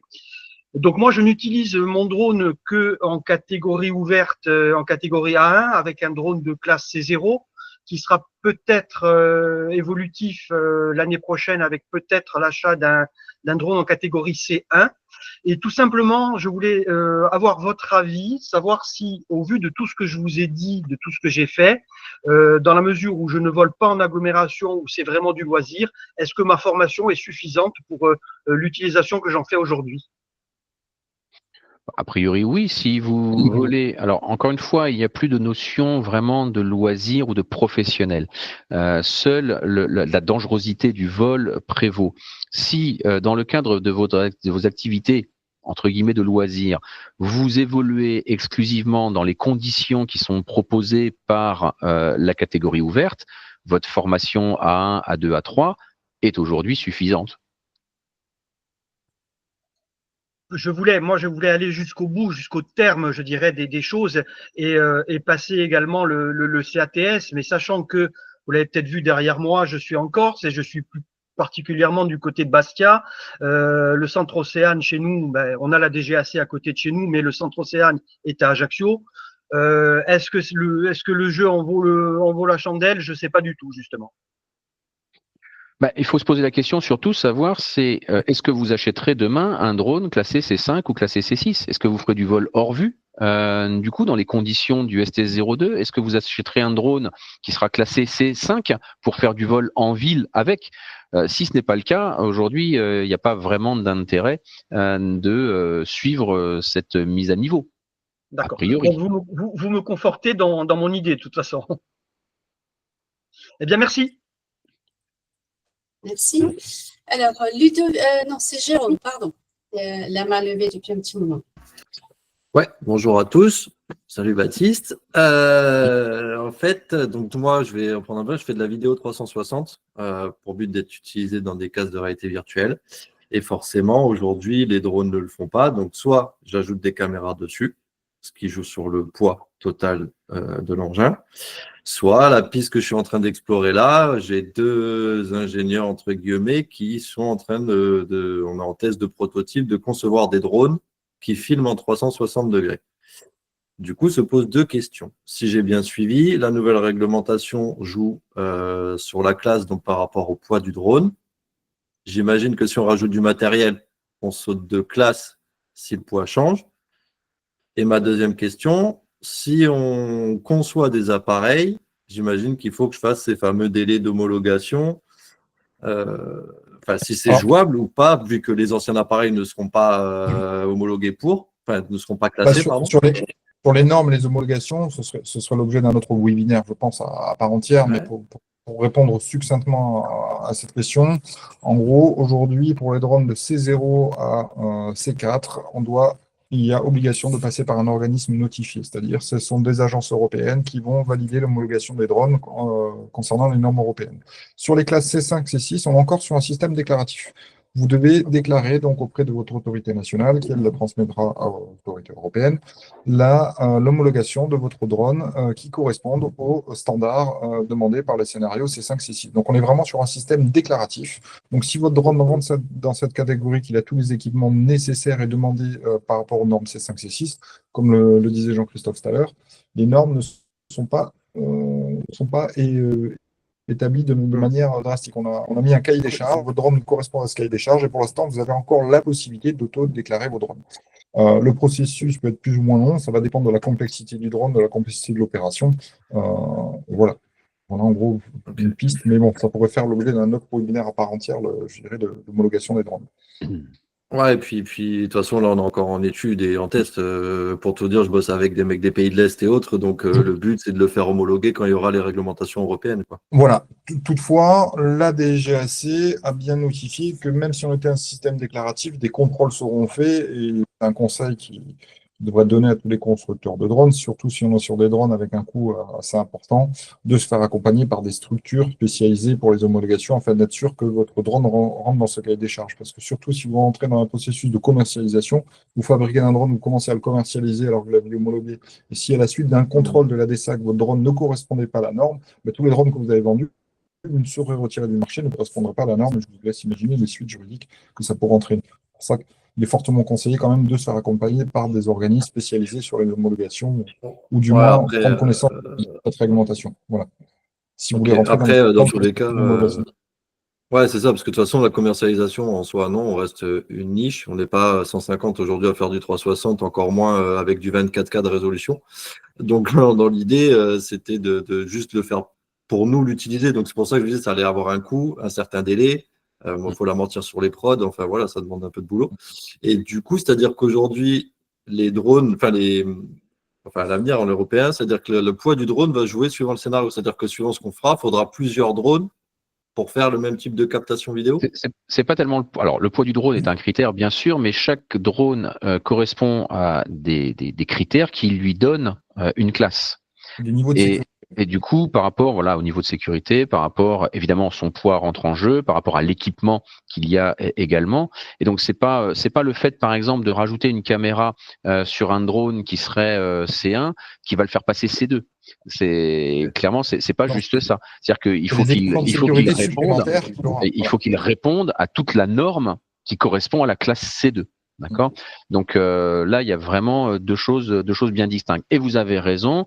Je pense personnellement, je peux me tromper et peut-être je suis mauvaise langue, mais la présence des constructeurs aussi dans ces groupes de travail pour bien segmenter les choses, un drone, une classe, une activité, quoi, grosso modo. Donc c'est clair qu'effectivement, voilà, aujourd'hui, vous avez un drone, vous voulez évoluer dans telle catégorie qui correspond à votre besoin, et il faut acheter un drone qui est telle classe. Les drones multiclasses ne sont pas non plus légion. Voilà, on peut avoir des drones qui sont voilà. Pour que les drones soient C5 ou C6, il faut d'abord qu'ils répondent à la norme C3. Mais du coup, voilà, on n'a pas forcément. Chaque drone correspond en gros à une classe et quasiment pour un usage, quoi. Voilà. Ouais, donc je vais attendre un peu, mais à mon avis, d'ici 2026, il va falloir investir si on veut continuer, quoi. C'est ça. Okay. Après, dans des activités, je pense aussi, et la DGAC est quand même un organisme intelligent, dans des activités très particulières comme ça, qui nécessitent notamment des outils particuliers qui n'existent pas encore et qui vont être amenés à se développer. Peut-être que ce sera un peu long et fastidieux parce que ça nécessitera de passer par des processus d'études de sécurité de type effectivement PDRA ou SORA si c'était plus complexe, mais à partir du moment où vous démontrerez que vous utilisez un matériel qui certes n'est pas de classe, mais correspond quand même sur une base de drones qui sont standardisés, qui présentent toutes les garanties de sécurité, qui présentent des choses qui sont conformes déjà en parallèle à des choses qui sont existantes, des échanges directs avec la DGAC sur votre problématique, à mon avis, pourrait peut-être vous permettre d'aboutir à des solutions autres et personnalisées, quoi. Voilà. Ok. Je pense qu'il ne faut pas hésiter non plus à solliciter les DSAC. Dans chaque région, vous avez une délégation du coup de la DGAC et il y a des correspondants drones. Et je pense que vraiment, ce sont des interlocuteurs importants. Et pour ces problèmes de réglementation et des cas particuliers, on a tous un peu nos cas particuliers. Je pense que vraiment, il ne faut pas hésiter du tout à solliciter la DSAC pour leur poser ces questions-là. Ok. Merci.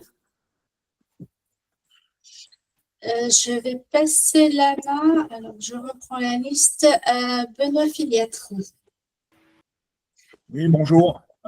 J'avais une question qui reprend celle d'un drone qui appartient à deux catégories, parce que j'ai un Mavic 3M, je vole en agricole, et je je vois là, dans la liste de l'ESA qu'il y a un Mavic 3M FlySafe qui est aussi C5. Moi, je l'ai fait classer C2 et il est aussi C5. Et il y a une différence entre le nom, pas tout à fait le même. Alors, je ne sais pas si Jean-Christophe, tu veux répondre, mais c'est la particularité, dit Jean-Christophe, un drone, une classe. Aujourd'hui, il existe des kits que l'on peut rajouter sur les drones qui vont le faire changer de classe, mais si vous changez de classe, vous ne pouvez pas revenir à la classe précédente. Si votre drone est classé C2, si vous voulez le passer en C5, il obtiendra une étiquette avec une mise à jour en C5, mais il ne sera plus C2. À quoi correspond le titre FlySafe en plus? C'est les constructeurs, c'est les constructeurs qui ont rajouté un kit qui leur permet d'homologuer ce drone en catégorie C5. D'accord, donc il faut acheter un kit en plus, quoi. Le drone avec le kit directement. Mais votre drone ne sera plus C2 si vous faites ça. Vous pourrez l'utiliser que dans le cadre du C5. D'accord, ok. Et pour reprendre ce que j'ai entendu là dans la formation, j'ai eu la grand-périsation là, parce que j'ai commencé en 2016. Grand-périsation, et donc si je veux faire du vol STS 02, dans mon cas majoritairement, je dois passer le CATS obligatoirement. On n'a pas, le CATT ne vaut pas CATS, c'est l'inverse qui est vrai, c'est ça? Voilà, tout à fait. Non. Bon, d'accord. Et une mise à jour, entre guillemets, vers la formation pratique en scénario STS 02. D'accord, donc il y a aussi le complément de formation pratique à faire. C'est obligatoire ou c'est conseillé la pratique? Ah, c'est obligatoire. C'est obligatoire. Le permis de conduire, grosso modo, je vulgarise un peu ça comme ça, mais il y a bien deux parties. Il y a l'examen théorique, le CATS, et la partie pratique, l'attestation de formation pratique délivrée par un centre de formation. D'accord. Et c'est bien l'ensemble des deux documents qui fait que vous avez l'autorisation de voler. Très bien, merci. Je passe la main à JPH. Oui, Jean-Philippe. Bonjour, merci. Je reviens un peu sur ces questions de zones agglomérées. J'avais compris lors du précédent webinaire, il n'y a pas très longtemps, que le passage au scénario européen considérer les zones agglomérées comme étant des zones où il y a des habitations et pas forcément seulement des limites de panneaux d'agglomération où, par exemple, en zone rurale, on peut encore avoir quelques kilomètres sans habitation. Donc, ma question est assez simple. Je suis gestionnaire de cours d'eau dans la fonction publique et on vole souvent au-dessus de cours d'eau pour faire des vérifications de digues ou de bon état de cours d'eau. Donc, je vole au-dessus du cours d'eau et si le drone se crache, concrètement, il tombe dans l'eau, quoi. Voilà. Et je peux très bien me limiter à voler strictement au-dessus du cours d'eau. Alors qu'actuellement, par exemple, je peux demander à voler un peu à l'écart dans le cadre de ma formation et en demandant une autorisation en zone urbaine. Donc, en gros, en zone urbaine, est-ce que je peux continuer à voler au-dessus d'un cours d'eau en restant strictement au-dessus du cours d'eau, avec les distances de sécurité en cas de vent, etc. Ou est-ce que toute zone urbaine m'est interdite sans formation?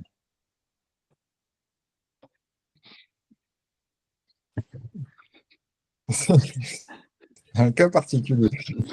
Cas particulier, si on s'en tient strictement à la réglementation, le cours d'eau, sauf à ce qu'il soit privé, ça reste effectivement un espace public. Alors après, c'est toujours pareil, la définition d'espace public est un lieu qui est potentiellement librement accessible en tout temps au public. On a eu des précédents qui disaient bah oui, le terrain de foot, c'est un espace public. Sauf que s'il est privatisé et qu'on peut garantir que personne ne peut y accéder à l'instant T, et ben, du coup, ça devient un espace privé. Et donc, on peut effectivement voler au-dessus du stade de foot qui pourtant est public. Donc, c'est comme un parc public à la limite. Voilà, si on le ferme, si on le barrière, si on peut garantir qu'à aucun moment quelqu'un peut y pénétrer, ça devient finalement un espace privatif. Donc, est-ce que le cours d'eau est quelque chose où librement du public peut venir se promener et déambuler dedans? Voilà, ça reste une question. Donc tout ça, je pense que c'est une question aussi d'interprétation de la loi. Les lois sont aussi faites pour être interprétées lorsqu'elles sont bien écrites. Vraiment, j'aurais beaucoup de difficultés à répondre très précisément à votre question. Certes, vous allez être en agglomération, mais aussi on parle de zones de densité de population. Si vous êtes dans une commune rurale où vous êtes vous êtes, je sais pas, à 2-3 kilomètres des premières habitations, vous avez beau être dans l'enceinte de la commune, vous êtes quand même à plus de 150 mettre des zones résidentielles, des zones d'habitation, zones commerciales, d'activité humaine. Donc pour moi, aujourd'hui, et tout le monde le fait, aujourd'hui, vous volez dans quel scénario sur ces rivières? En S1? Oui, Bah, voilà. enfin en S1 non, quand c'est en zone urbaine, là quand je suis dans des zones où manifestement il y a des habitations à moins de 500 mètres, je demande une autorisation S3. préfectorale. Ouais. Et là, je suis un peu embêté parce que du coup, toutes les zones urbaines me sont interdites à partir du 1er janvier 2026 et ça va me limiter fortement. Et faire passer une formation qui est quand même assez lourde, juste pour voler au-dessus de cours d'eau, c'est un peu exagéré, je trouve. Mais... D'où la grande impatience que l'on a tous à voir la catégorie ouverte accessible, du coup, à l'espace public urbain. C'est ça. Ok, merci beaucoup. Alors, je pense que nous avons fait le tour des questions. Est-ce qu'il vous reste des questions? C'est parfait, on est dans les temps. Je regarde le chat, j'ai l'impression qu'on a répondu à tout quand même.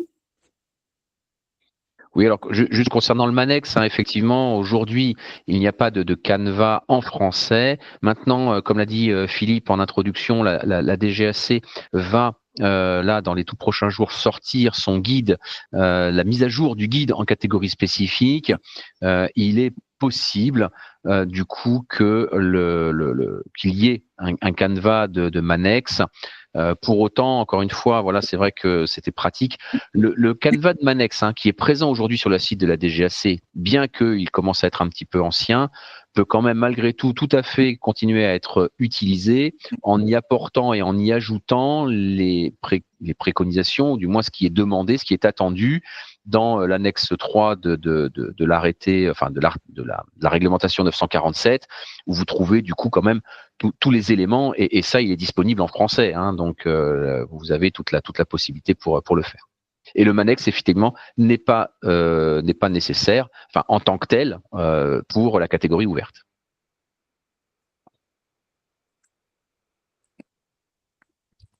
Merci Jean-Christophe.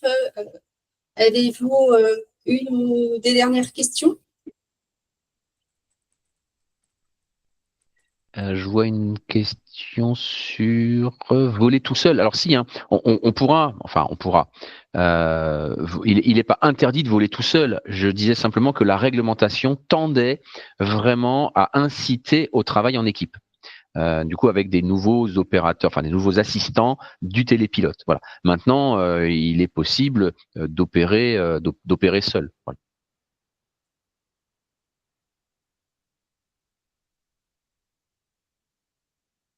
D'accord. Ah oui, je comprenais pas la question. C'est un peu la même question que pose Sébastien. À partir du moment où on passe en réglementation européenne, on ne pourra pas déroger au principe de la réglementation européenne. Après, c'est sur la question en campagne, proche loin des habitations, mais ça dépend dans quel scénario vous êtes. Est-ce que vous êtes en open? Est-ce que vous êtes en STS 01, STS 02? On ne pourra plus déroger aussi simplement qu'il était possible de le faire actuellement. Ou ça passera par des SORA.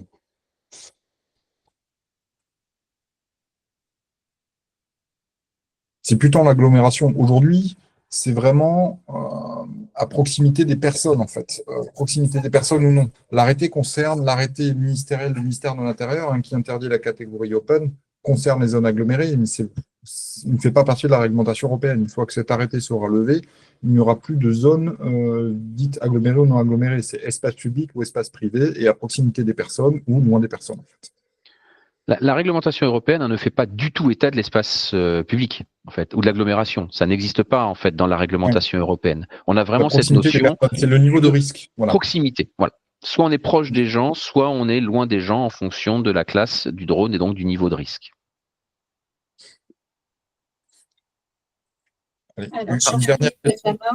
Oui, pardon, du coup, ça m'éveille une question. C'est le site de Géoportail avec tout son découpage très joli qu'ils ont mis des années à faire. S'il n'y a plus de zones agglomérées dans le scénario européen, que devient cette carte-là? Géoportail aujourd'hui est toujours une petite aide, voilà, pour voler en catégorie ouverte actuellement, puisque actuellement la catégorie ouverte n'est pas autorisée ailleurs que par rapport à la carte géoportail dans les zones rouges. Et encore, je mettrais des bémols par rapport à ça, puisque en catégorie ouverte, on peut tout à fait voler à proximité d'un aérodrome, on peut tout à fait voler dans une zone militaire dès l'instant qu'on a obtenu l'accord du gestionnaire de zone. Or, sur la carte géoportail aujourd'hui, ça, c'est tout rouge. Donc voilà, donc je mettrai des bémols. Et cette carte géoportail peut toujours servir un peu de base, voilà, pour se donner une idée de ce qu'on peut faire ou pas, mais est de moins en moins utilisable. Okay. Ouais. Il va y avoir une refonte, enfin la DESAC nous a annoncé qu'il va y avoir une refonte et d'Alpha Tango et des outils et notamment du guide. On espère qu'il y aura une refonte aussi de la carte. Aujourd'hui, effectivement, au même titre que le guide, tous les outils proposés par la DGAC sont quelque part obsolètes. C'est toute la particularité de cette période de transition. Du coup, par rapport au CATS, pourquoi 5 ans? Parce que c'est un peu aujourd'hui une norme un peu européenne. Hein, beaucoup de diplômes, beaucoup de titres, nécessitent du coup une date de validité d'un point de vue réglementaire, et donc ça n'y fait pas exception. Après, ce qui se passera dans 5 ans, aujourd'hui, quand on interroge un peu la DGAC, c'est on verra ça dans 4 ans et demi, parce que c'est je veux pas dire que c'est flou, mais dans la réglementation, le renouvellement, il est prévu que le télépilote devra justifier du maintien de ses connaissances. Comment on le justifiera? Est-ce que le moment venu, il faudra repasser un QCM, ou repasser le CATS en ligne tous les 5 ans? Est-ce que ce sera quelque chose de plus adapté ou de plus allégé? Est-ce qu'il faudra repasser par un centre de formation qui, sans refaire une formation, simplement validera le maintien des compétences du télépilote? Ça, quelque part, voilà, c'est pas c'est pas quelque chose qui est encore pleinement défini. Et quant au diplôme pour devenir formateur, il n'existe pas. Voilà. Aujourd'hui, il n'y a pas de diplôme de formateur. Il est prévu et il est écrit dans la réglementation que le formateur doit détenir les compétences du coup nécessaires et l'expérience lui permettant d'enseigner, on va dire ça. Pour autant, il n'existe pas de diplôme de formateur. Il n'y en a jamais eu. Par contre, il y a des travaux en cours à ce sujet au niveau européen. Donc, il n'est pas impossible que dans un avenir plus ou moins proche, il y ait un diplôme de formateur au même titre que les brevets d'État dans diverses catégories ou dans d'autres branches métiers. Mais ça n'a jamais été le cas aujourd'hui. Entre guillemets, n'importe quel télépilote peut délivrer des formations, s'il le souhaite, de télépilotage de drone, dans le cadre à condition qu'il soit exploitant et qui en scénario STS-01 et STS-02. Pour répondre à Alexis, moi je n'ai pas entendu parler en fait de possibilités à plus ou moins court terme de passage du CATS en France en ligne. Même si ce serait vraiment, vraiment une bonne chose, surtout qu'ils ont été dans cette démarche-là pour le A2 et que je ne pense pas que ce soit bien plus difficile de mettre en place le CATS quand on a déjà, la DGAC a déjà l'expérience du A2 en ligne et ça fonctionne avec la plateforme TestWI. Donc voilà, pourquoi maintenir cette salle Océane? Ça, personnellement, je ne le sais pas, mais c'est sûr que voilà, s'il y avait petit éclair de génie pour pouvoir le passer en ligne dans les prochains mois, ça, ce serait quand même une grande avancée. Prochaine coupe budgétaire, ils le passeront en ligne. Il n'y aura plus de salle Océane. Oui. Alors, on a une petite remarque de Cyril qui nous dit, qui conseille aux télépilotes d'aller vérifier que le contrat d'assurance couvre les scénarios européens. Merci Cyril pour la précision. Et je vais redonner la main à Benoît. Oui, c'était juste un complément. Donc, n'importe quel télépilote peut monter un centre de formation, mais s'il veut former des gens à STS 01, 02, il faut qu'il passe d'abord le CATS et la pratique STS 02 par là. Oui, alors effectivement, c'est presque ça, c'est-à-dire que dans le principe, n'importe quel télépilote diplômé, CATS et STS1, STS2 peut tout à fait se déclarer sur Alpha Tango comme quoi il souhaite donc délivrer de la formation et donc pouvoir délivrer des attestations de formation. Pour autant, en parallèle, il devra mettre à jour son Manex qui précise tout son processus de formation. Ça, c'est aussi clairement décrit, tout ce qu'un organisme de formation, tout ce qu'un exploitant qui souhaite faire de la formation doit faire est précisé dans une annexe de la réglementation 947. C'est très détaillé et évidemment, ça ne suffit pas. Il faut aussi évidemment se conformer à la réglementation sur la formation professionnelle et sur les centres de formation, c'est-à-dire tout ce qui concerne une déclaration d'activité auprès de la préfecture de région et répondre à tous les critères de tous les centres de formation hors activité drone, je dirais. Voilà. Et savoir que la DESAC avait déjà effectué des contrôles, on va dire, au niveau administratif, sur les MANEX et des centres de formation. Et là, la nouvelle direction, on va dire, de la DESAC a plutôt orienté le sujet en disant qu'il y allait y avoir des contrôles maintenant sur site dans les années à venir pour contrôler les centres qui délivrent des attestations de formation. Donc les contrôles de la DESAC vont se renforcer à ce niveau-là pour être sûr que les exploitants qui délivrent des attestations de compétences ont réellement les compétences et le matériel adéquat et ainsi de suite. D'accord. Très bien, merci.